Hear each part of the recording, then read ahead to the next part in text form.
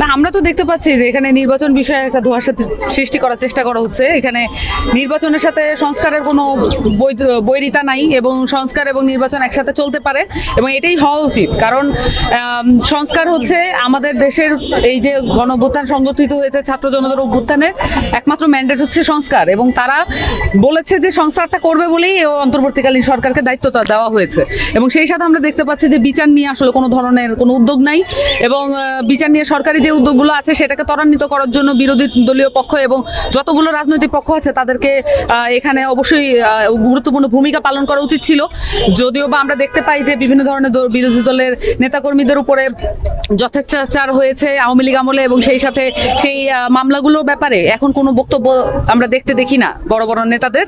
কিন্তু আমরা দেখতে পাই যে নির্বাচন করে নির্বাচনের নাম তুলে এখানে মুখে ফেনা তুলে ফেলা হচ্ছে, কিন্তু বিচার এবং সংস্কার যেটা আসলে নির্বাচনকে সফল করার জন্য। আমরা আসলে কেন নির্বাচনটা সফল চাচ্ছি? আমরা চাচ্ছি যে এই 3টা অবৈধ নির্বাচনের পরে বাংলাদেশের জনগণকে আরেকটি প্রশ্নবিদ্ধ নির্বাচন দিয়ে প্রতারণা করা না হোক। আমরা চাই যে একটি নতুন যে নির্বাচনটা সামনে আসতে যাচ্ছে সেই নির্বাচনটা আসলেই নতুন হোক। সেই ক্ষেত্রে অবশ্যই বাংলাদেশে যতগুলো নির্বাচনের সাথে সংশ্লিষ্ট যতগুলো পক্ষ আছে, যতগুলো প্রতিষ্ঠান আছে, এই প্রতিষ্ঠানগুলোকে পরিবর্তন করতে হবে। সেটার একটা উল্লেখযোগ্য সংস্কার করা প্রয়োজন।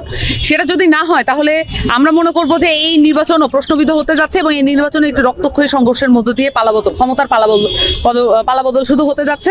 কিন্তু গণ অভ্যুত্থান, বাংলাদেশের ছাত্র জনতার অভ্যুত্থান শুধুমাত্র একটি দলের ক্ষমতা পালাবদলের জন্য হয়নি। আওয়ামী লীগের ব্যাপারে আমরা দেখতে পাচ্ছি অনেকেই নমনীয় হয়ে গেছেন, এবং আমরা এটা বুঝতে পারি আওয়ামী লীগের অনেক বড় দল এবং তাদের তৃণমূলের নেতাকর্মীদেরকে দলে টানার জন্য এবং তৃণমূল থেকে সেই সাপোর্ট পাওয়ার জন্য বিভিন্ন জায়গা থেকে, বিভিন্ন জেলা এবং উপজেলা তৃণমূলের জায়গা থেকে আওয়ামী লীগের সাথে এক ধরনের নেগোসিয়েশন করা হচ্ছে। সেই সাথে বড় দলগুলো বড় যে দায়িত্বশীল জায়গাগুলো, সেই জায়গা থেকে আমরা দেখতে পাচ্ছি না আওয়ামী লীগের বিচারের দাবি সেই পরিমাণে তোলা হচ্ছে যে পরিমাণে আসলে আসা উচিত।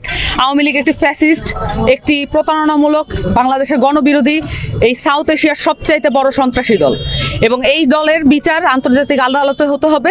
এই আন্তর্জাতিক আদালতে বিচার হওয়ার পরবর্তীতে বাংলাদেশের মাটিতে এই আওয়ামী লীগের বিচার না হওয়া পর্যন্ত বাংলাদেশে যেই রাজনৈতিক যে সুষ্ঠু জায়গাটা, সেটা আমরা নিশ্চিত করতে পারবো না।